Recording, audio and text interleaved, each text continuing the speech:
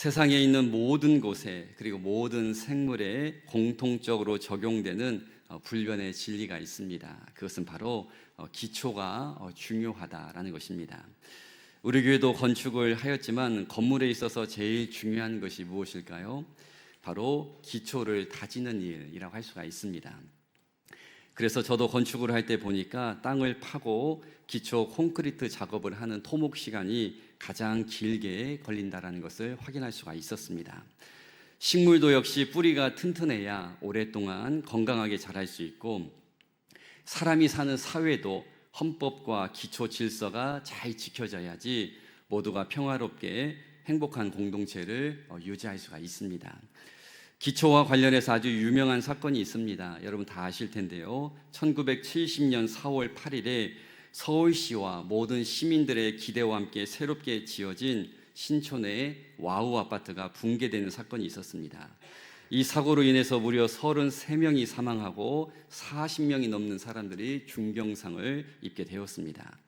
그런데 많은 사람들이 이 붕괴 사고를 주목한 이유는 이 와우 아파트가 수십 년 된 오래된 아파트가 아니라 새롭게 지은 지 딱 4개월밖에 되지 않았고 사람들이 입주한 지 20일 만에 붕괴가 되었다라는 것입니다. 한마디로 새 아파트가 무너진 것인데, 그래서 나중에 아파트 붕괴에 대해서 정밀 조사를 해보니까 원래는 건축을 할 때에 기둥 하나에 철근이 70개씩 들어가야 하는데, 이 아파트 관계자들은 빨리 지으라는 위의 지침에 따라서 이러한 규정을 다 어기고 딱 5개씩밖에 철근을 넣지 않았다는 것입니다.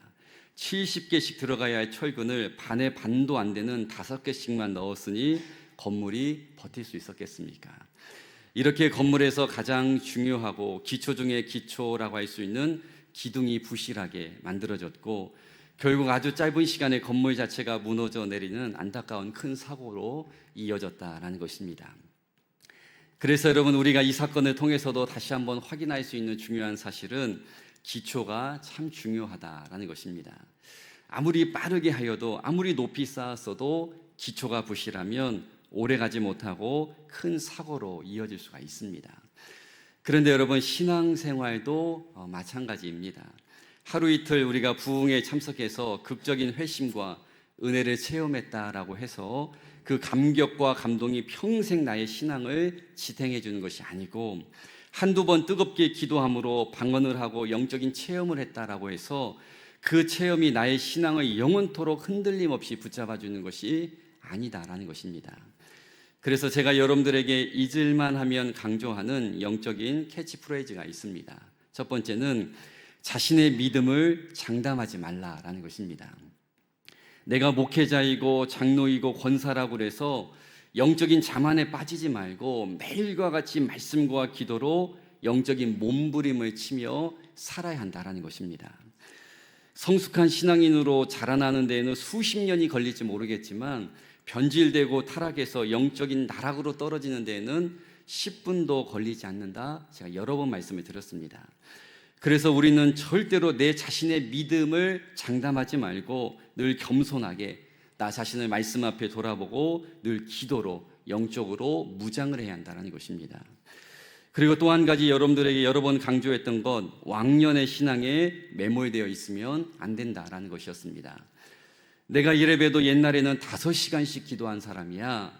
내가 예전에는 하루에 5시간씩 전도한 사람이야. 내가 옛날에는 우리 교회 일 다 했어. 이렇게 과거를 자랑하고 예전의 신앙만 추억하는 믿음의 상태에 빠지면 역시 한순간에 영적으로 무너질 수 있다는 것입니다. 왜냐하면 과거의 신앙이 지금의 나를 지켜주는 것이 아니고 예전의 뜨거움이 지금까지 유지가 되면 좋지만 사실 그렇지 않다라는 것입니다. 여러분, 20대 때 열심히 운동했다라고 해서 그 체력과 건강이 60대, 70대, 80대까지 자동으로 이어지는 것이 아니라 끊임없이 정기적으로 계속 운동을 해야 체력과 건강 유지가 가능한 것처럼 영적인 믿음도 역시 꾸준하게 예배를 드리고 정기적으로 기도하시고 정확한 11조 생활 그리고 매일 말씀 묵상을 해야 날마다 좋은 신앙을 유지하게 된다라는 것입니다. 그래서 여러분, 신앙생활은 절대로 과거 중심적으로 하거나 제자리에 머물러 있으면 안 되고 날마다 새롭게 그리고 날마다 조금씩이라도 자라나야 한다라는 것입니다. 만약 가정에 갓난아이가 태어났는데 5년이 지나고 태어난 지 10년이 지났는데도 여전히 말을 하지 못하고 잘 걷지를 못한다면 아주 큰일이 될 것입니다. 빨리 큰 병원에 가서 정밀 검사를 통해서 이 아이에게 무엇이 문제인지를 확인을 해야 합니다. 마찬가지로 여러분, 저와 여러분들의 신앙생활을 한 지가 우리가 모태신앙인이고 5년이 지났고 10년, 30년, 40년이 지났는데도 내가 나를 살펴보아도 여전히 영적으로 성숙하지 못한 것 같고 예전의 신앙에서 크게 자라지 않은 것 같다면 정말 심각하게 생각하셔야 합니다. 왜냐하면 살아있는 믿음의 가장 중요한 특징은 날마다 자라난다라는 것이기 때문입니다. 다시 말해 우리 안에 예수 그리스도를 주로 시인하고 내가 죽고 예수로 사는 거듭난 삶이 되었다면, 다른 말로 표현해서 예수 그리스도의 생명이 내 마음에 심겨졌다면 반드시 우리는 날마다 영적으로 자라나게 되어 있다라는 것입니다. 그런데 나는 분명히 거듭났다라고 생각을 하는데 나의 믿음은 늘 제자리인 것 같고, 또한 아까 말씀드린 것처럼 늘 나는 과거에만 매여 있는 신앙의 상태에 빠져 있는 것 같다라면 나도 모르는 사이에 예수님이 아닌 여전히 내가 주인된 육적인 상태에 돌아왔다는 것을 인지해서 빨리 영적으로 회개할 것은 회개하고 다시 내 삶 속에 성령님을 모시고 예수 그리스도 안에서 살아가야 한다는 것입니다. 왜냐하면 에베소서 4장 14절부터 15절에 보면 이렇게 말씀하고 있기 때문입니다. 이는 우리가 이제부터 어린아이가 되지 아니하여 사람의 속임수와 간사한 유혹에 빠져 온갖 유혹의 풍조에 밀려 요동하지 않게 하려 함이라. 오직 사랑 안에서 참된 것을 해서 범사에 그에게까지 자랄지라. 그는 머리니 곧 그리스도라. 이 말씀에 정확하게 기록이 되어 있지만 우리의 믿음이 날마다 자라나지 못해서 영적인 어린아이 상태에 빠져버리면 사탄마귀와 세상으로부터 오는 각종 속임수와 유혹을 이길 힘을 갖지 못하게 된다 말씀하고 있습니다. 그래서 사도 바울은 이어지는 말씀에 보면 성도들에게 이렇게 강조를 합니다. 제가 길지만 중요하기 때문에 한번 읽어보면, 너희는 유혹의 욕심을 따라 썩어져가는 구습을 따르는 옛사람을 벗어버리고 오직 너희의 심령이 새롭게 되어 하나님을 따라 의와 진리의 거룩함으로 지으심을 받은 새 사람을 입으라 라고 말씀합니다. 이 말씀에서 두 번 강조되고 있는 중요한 표현이 있습니다. 바로 우리의 심령을 새롭게 해야 한다는 것입니다. 이 말을 다르게 표현하면 예전의 상태가 아닌 매일매일 새로운 믿음으로 우리가 자라나야 한다는 것입니다. 그렇다면 여러분, 우리의 믿음이 정체되지 않고 또한 어린아이 상태가 아니라 매일 자라나려면 어떻게 해야 할까요? 서두에 말씀드린 것처럼 영적인 기초가 단단해야 한다는 것입니다. 왜냐하면 와우 아파트로 예를 들었지만 아무리 높게 쌓고 화려한 모습을 가지고 있어도 신앙의 기초가 튼튼하지 않으면 어느 순간 영적인 부분도 쉽게 무너질 수 있기 때문에 우리들의 신앙생활도 역시 아무리 겉으로 많은 봉사를 하고 중직이라는 직분을 가지고 있어도 영적인 기초가 단단하게 세워져 있지 않으면 사탄의 공격과 유혹 속에 우리는 속수문책으로 한순간에 무너질 수 있기 때문입니다. 그래서 지금부터는 오늘 말씀에 나오는 신앙의 기본기가 무엇인지를 딱 두 가지만 함께 나누려고 합니다. 오늘 우리가 읽은 본문의 말씀은 디모데가 목회하는 에베소 교회 안에 거짓 교사들에 의한 잘못된 가르침이 들어온 것에 대하여 영적인 대응 지침을 주고 있는 말씀입니다. 당시 거짓 교사들은 혼인과 또한 특정 음식물을 금지하는 등 지나친 금욕주의에 빠져 있었고, 이러한 모습과 가르침으로 인해서 적지 않은 성도들이 영적인 혼란에 빠져 있었습니다. 한마디로 에베소 교회 근처에는 잘못된 이교도, 지금으로 말하면 이단의 철학에 의해서 무엇인가를 하지 않고 무엇인가를 먹지 않아야지만이 하나님의 뜻이다라고 가르치는 이 잘못된 신앙이 퍼져나가고 있었다는 것입니다. 그래서 바울은 제자이자 자신의 아들과도 같았던 디모데에게 성도들을 어떻게 영적으로 무장을 시켜야 하는지, 다른 말로 말하면 이 혼란한 시대 가운데 신앙의 기본기가 무엇인지를 가르쳐주고 있는 부분이 바로 오늘 우리가 읽은 본문의 말씀입니다. 그렇다면 사도 바울이 강조하는 신앙의 기본기가 무엇이었을까요? 5절 말씀입니다. 하나님의 말씀과 기도로 거룩하여 짐이라 라고 되어 있습니다.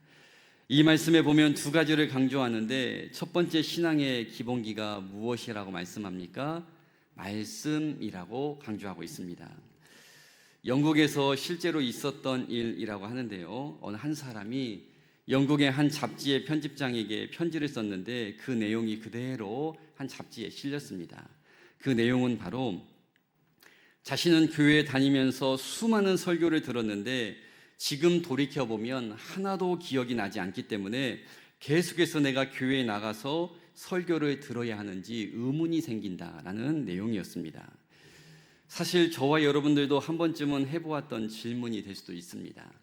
이 독자는 무려 30년을 신앙생활하면서 3,000번이 넘는 설교를 들었는데 놀랍게도 한 편의 설교도 머릿속에 정확하게 기억이 나지 않는다라는 질문을 한 잡지의 편집장에게 보냈던 것입니다. 그리고 이 질문의 내용이 잡지에 실린 이후에 많은 독자들이 오히려 반박하는 글을 이 편집팀에 보냈다라고 하는데요, 그 가운데 한 편지의 내용이 역시 이 잡지에 실리게 되었습니다. 제가 한번 그대로 읽어보겠습니다. 나는 아내와 30년 전에 결혼해서 지금까지 살고 있고, 그동안 아내가 차려준 식사를 무려 32,850번을 했습니다. 그런데 지금 생각해보면 나는 그 모든 식사의 메뉴가 하나도 정확하게 기억이 나지 않습니다.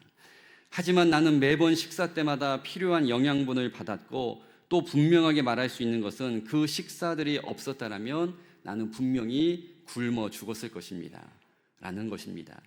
그러니 설교가 기억이 나지 않는다 해서 너무 걱정하지 마십시오, 이런 글을 또 다른 독자가 보냈다는 것입니다. 여러분, 참으로 지혜롭고 정확한 대답이지 않습니까? 저도 목회자로서 때로 이러한 생각이 찾아올 때가 있습니다. 하나님의 말씀을 전하는 나도, 그리고 듣는 성도들의 모습을 보아도 크게 변하지 않는 것 같은데 이 말씀 사역의 의미와 능력이 있을까? 때로 그런 생각이 들 때가 있습니다. 그런데 조금 전에 나눈 이야기를 보면서 이러한 생각이 바뀌게 되었습니다. 하나도 기억을 못하지만 그래도 매주 나와서 말씀을 전하고 또한 들으니 그래도 우리가 지금의 영적인 상태를 유지하고 있다라는 것입니다. 여러분, 매주 듣는 설교를 통해서 획기적인 삶의 변화가 따라오지 않고 대단한 은혜가 임하지 않아도 여러분 꾸준하게 말씀을 들으셔야 합니다. 왜냐하면 그 말씀에 대한 경청이 그래도 여러분들의 믿음을 날마다 지탱해 나가고 영적으로 타락하지 않도록 그 말씀이 여러분들의 삶을 붙잡아 주는 것이고, 한 말씀만 내 심령에 심겨져도 그 말씀에는 능력이 있기 때문에 우리가 한 주간을 승리할 수 있는 영적인 힘이 된다라는 것입니다. 그리고 예수님께서도 마태복음 4장 4절에서 우리 성도들의 정체성을 이렇게 말씀하셨습니다. 사람이 떡으로만 살 것이 아니요 하나님의 입으로부터 나오는 모든 말씀으로 살 것이라 하였느니라. 사람이 육적인 양식이라고 할 수 있는 밥을 매일 먹어야 하는 것처럼 우리들도 영적으로 믿음을 지키고 날마다 신앙이 자라나기 위해서는 반드시 영혼의 양식이라고 할 수 있는 하나님의 말씀을 자주 듣고 읽고 쓰고 묵상해야 한다는 것입니다. 영혼의 양식을 내 안에 계속 투입을 시켜줘야 한다는 것이죠.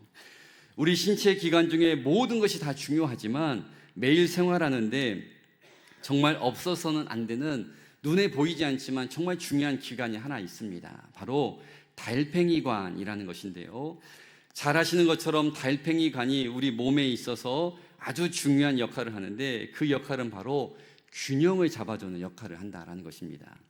그래서 눈에 보이지 않지만 이 달팽이관이 머리와 몸이 어떻게 기울고 있는가를 알려주고 잡아줌으로 우리가 어지럼증을 느끼지 않게 된다는 것입니다. 그래서 만약 달팽이관이 잘못되면 우리들은 당연히 이렇게 반듯하게 서 있지 못하고 균형 감각을 잃어버리게 되므로 심한 어지럽증과 함께 구토 증세까지도 나타날 수 있다라고 합니다. 마치 자동차의 네 바퀴가 정확한 균형감을 가지고 달릴 수 있도록 잡아주는 휠과 같은 역할을 이 달팽이관이 한다라는 것입니다. 마찬가지로 여러분, 우리들의 신앙생활에 있어서 균형감을 딱 정확하게 잡아주는 것, 우리의 삶의 기준과 같은 것이 바로 하나님의 말씀이라는 것입니다. 우리가 신앙생활을 하다 보면 수없이 흔들리고 때로는 낙심하고 시험에 빠지고 세상의 가치관과 하나님의 말씀 사이에서 충돌하며 영적인 균형감을 잃어버릴 때가 많이 있습니다. 그런데 바로 그 순간 우리들의 하나님의 뜻을 벗어나지 않고 영적인 바른 길을 지속적으로 갈 수 있도록 영적인 지침이 되고 기준이 되는 것, 그 존재가 바로 하나님의 말씀이라는 것입니다. 세상의 가치와 원리는 시대와 환경과 사람들에 의해서 여러분 수시로 바뀌어지게 됩니다. 법도 바뀌어지게 됩니다. 오늘 우리가 믿고 살아가는 법과 진리도 때로는 변하게 됩니다. 그래서 만약 저와 여러분들이 이렇게 변화무쌍한 세상의 가치관과 사람의 말과 유행과 세상의 방법을 따라 살아가게 되면 우리는 수없이 흔들리게 됩니다. 계속 세상이 변하기 때문에. 그러나 하나님의 말씀은 일적일획도 변하지 않을 뿐만 아니라 흔들리지 않고, 그리고 수천 년 전부터 그대로 그 말씀은 이어져 왔기 때문에, 또한 중요한 사실은 세상에 있는 모든 원리와 가치에 주의 말씀이 기준이 된다라는 것입니다. 기준이라는 것은 변하지 않는 진리라는 뜻입니다. 그래서 저와 여러분들이 진리이자 기준이라고 할 수 있는 하나님의 말씀을 날마다 가까이 하고 또한 말씀대로 살아가야 우리가 세상에 휩쓸려 가지 않고 신앙을 든든히 지켜나갈 수가 있다라는 것입니다. 그리고 또 한 가지, 우리가 꾸준하게 정기적으로 하나님의 말씀을 들어야 가까이 하지 않으면 저와 여러분들은 어쩌면 하나님의 뜻이 아니라 자기 소견대로 살아가게 될 것입니다. 사사시대를 가리켜서 영적으로 가장 암흑기라고 표현을 하는데, 여러분 그 이유가 무엇일까요? 왜 사사시대가 영적으로 어두운 시대라고 말할까요? 하나님의 말씀이 더 이상 선포되지 않았고 모든 사람들이 그래서 각자의 의견대로, 각자의 소견대로 살아가기 때문입니다. 그들은 각자의 의견대로 죄를 지었고 하나님의 말씀이 들리지 않으니 말씀의 뜻대로 살지 못해서 그들 모두는 자기들의 생각대로 살아가므로 결국은 징계와 심판의 대상이 되고 말았다라는 것입니다. 사랑하는 여러분, 우리가 하나님의 말씀을 매일과 같이 가까이 하고 이렇게 매주 하나님의 말씀을 들어야 하는 것, 하나님의 뜻대로 살아가기 위함이다라는 것입니다. 내 생각이 아니라 내가 하고 싶은 대로가 아니라 하나님 가르쳐 주시는 대로 살아갈 수 있기 때문에 말씀을 계속해서 자주 듣고 묵상하는 일을 저와 여러분들의 삶의 우선순위로 삼아야 한다는 것입니다. 그런데 하나님의 말씀이라는 이 신앙의 기본기가 정확하게 우리의 삶 가운데 자리 잡고 있지 않으면 아무리 오래 믿고 많은 봉사를 해도 수없이 우리는 갈대처럼 흔들리게 될 것이고, 고난이 찾아올 때 쉽게 넘어지게 될 것이고, 어린아이와 같이 깊은 신앙의 단계로 나아가지 못하여서 신앙의 자라남이 없기 때문에 날마다 하나님의 말씀으로 신앙의 기초를 단단하게 붙잡고 살아가야 할 줄로 믿습니다. 두 번째로 사도 바울이 우리에게 가르쳐주는 신앙의 기본기가 있습니다. 바로 기도입니다. 제가 신방을 할 때 자주 나누는 말씀이 있습니다. 바로 마가복음 9장 29절의 말씀인데, 기도 외에 다른 것으로는 이런 종류가 나갈 수 없느니라 라는 예수님의 말씀입니다. 예수님께서 겟세마네 동산으로 기도하러 가셨을 때에 3명의 제자들만 데리고 가셨고 9명의 제자들이 땅에 남아 있었습니다.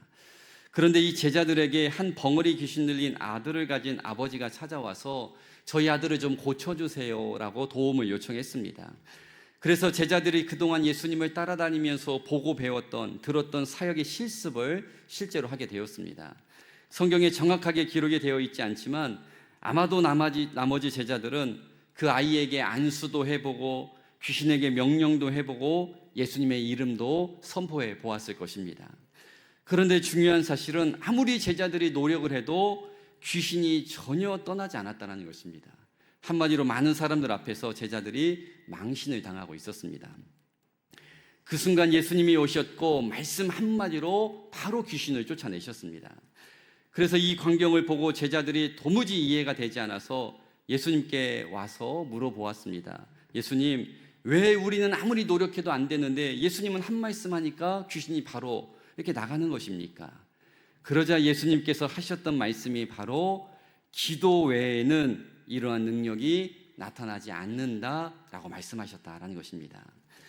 여러분 이미 경험으로 아시겠지만 아무리 신앙생활 오래 하셔도 교회를 오래 다니셨어도 앞서 강조했지만 아무리 하나님의 말씀을 여러분들이 줄줄줄 외우고 있어도 기도 생활하지 않으면 영적인 능력을 갖지 못한다는 것입니다.